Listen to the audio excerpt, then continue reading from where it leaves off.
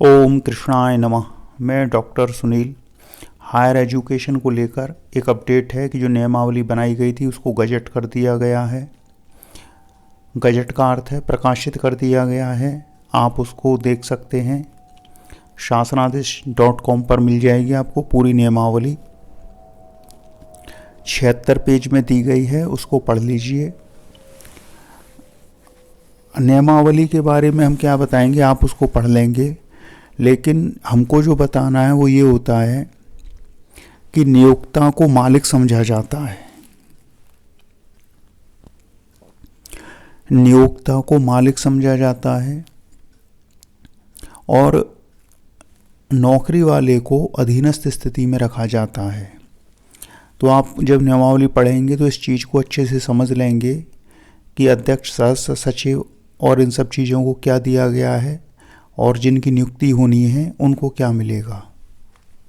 दूसरी बात है, जो स्क्रीन पर आप न्यूज़ देख रहे हैं कि शिक्षक भर्ती में 90% नंबर लिखित और 10% इंटरव्यू का रहेगा। अब जो विज्ञापन संख्या 51 है वो तो विज्ञापन संख्या 51 की शर्तों के अनुसार होगा। दूसरी एक न्यूज़ और है, इस न्यूज़ को आप पढ़ लीजिए। पढ़कर सुनाने में टाइम वेस्ट करने से कोई फ़ायदा नहीं होता है। इस न्यूज़ को आप पढ़ लीजिए पॉज करके, और दूसरी न्यूज़ भी दिखा देते हैं। दूसरी न्यूज़ ये है कि दूसरे राज्यों की एजेंसियां करेंगी उत्तर पुस्तिकाओं का मूल्यांकन, यानी कि OMR को बनाना और पश्चात जितने भी काम होते हैं वो दूसरे राज्यों की एजेंसियों से कराए जाएंगे जो विश्वसनीय होंगे। यूपी की किसी एजेंसी से कोई कार्य नहीं लिया जाएगा।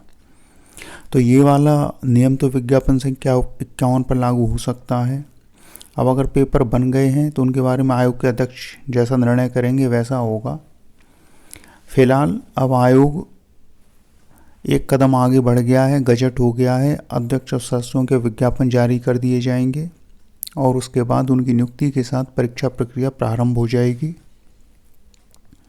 कुल मिलाकर कहानी ये है कि जो UPHESC था, पुराना आयोग था न्याय मार्ग वाला, वो अब अस्तित्वहीन हो गया है और विज्ञापन संख्या 51 के रूप में आपको एक परीक्षा देने का अवसर मिल रहा है। ये अवसर बड़ी कठिनाइयों से मिल रहा है। एक तो ये उच्चतर शिक्षा सेवा चयन आयोग के हाथों से बच गया, इस पर आप भगवान को धन्यवाद दीजिए। दूसरी बात, फॉर्म रीओपन को लेकर जो भी छात्र विज्ञापन संख्या 51 में अप्लाई कर चुके हैं वो इस बात पर ध्यान दें कि आपको परीक्षा की प्रतीक्षा करते हुए 1 वर्ष से ऊपर हो गया, 1.5 साल होने जा रहा है। अब अगर फॉर्म को रीओपन करके अन्य कैंडिडेट को जिन्होंने अभी 2 महीना पहले, 5 महीना पहले नेट क्वालिफाई किया अंदर कर लिया जाए तो आप सभी के साथ कितना बड़ा अन्याय हो जाएगा। एक तरफ वो कैंडिडेट है जो 1.5 साल से परीक्षा का इंतज़ार कर रहा है और दूसरा इधर नेट किया उधर परीक्षा में आ जाएगा, तो ये अत्याचार होगा। नए कैंडिडेट को नए विज्ञापन में अवसर मिलना चाहिए। 1-1.5 वर्ष से, यानी उनके लिए तो ये काफ़ी वो माना जाएगा पॉजिटिव कि इधर नेट हुआ इधर फॉर्म भर गया उनका। बात इधर उधर की नहीं करनी चाहिए, बात न्याय की करनी चाहिए। न्याय तो यही कहता है कि जो 1.5 साल से परीक्षा की प्रतीक्षा कर रहे हैं उनको पहले मौका मिलना चाहिए। उनकी परीक्षा में किसी अन्य को बीच में नहीं आने देना चाहिए। तो सभी छात्र जो विज्ञापन संख्या 51 के कैंडिडेट हैं, परीक्षार्थी हैं, वो इस बात को लेकर एकजुट रहें कि फॉर्म रीओपन न हो, अन्यथा सभी का नुकसान होगा, क्योंकि सीटें लिमिटेड हैं और फिर लाखों की संख्या में फिर से फॉर्म पड़ जाएंगे। कंपटीशन बहुत कठिन हो जाएगा। एक तो सुस्ती, 1.5 साल से आप सुस्त हो रहे हो, और दूसरा उसने अभी नेट किया है, उसने पूरा एकदम पढ़ा हुआ होगा। तो ऐसा न हो कि स्थिति कुछ और बन जाए। तो 51 संख्या 51 के सभी कैंडिडेट फॉर्म रीओपन का विरोध करिएगा अगर ऐसा कुछ होता है। वैसे होना तो नहीं चाहिए, ये बहुत बड़ा अन्याय हो जाएगा। एक तरफ वो कैंडिडेट जो विज्ञापन संख्या 51 की 1.5 वर्ष से प्रतीक्षा कर रहे हैं, ट्विटर पर लिखा करिए मुख्यमंत्री जी को, CM ऑफिस को, हायर एजुकेशन मिनिस्टर को। चुपचाप बैठने से काम नहीं चलता है। ट्विटर पर लिखा करिए, ट्विटर पर संज्ञान लिया जाता है।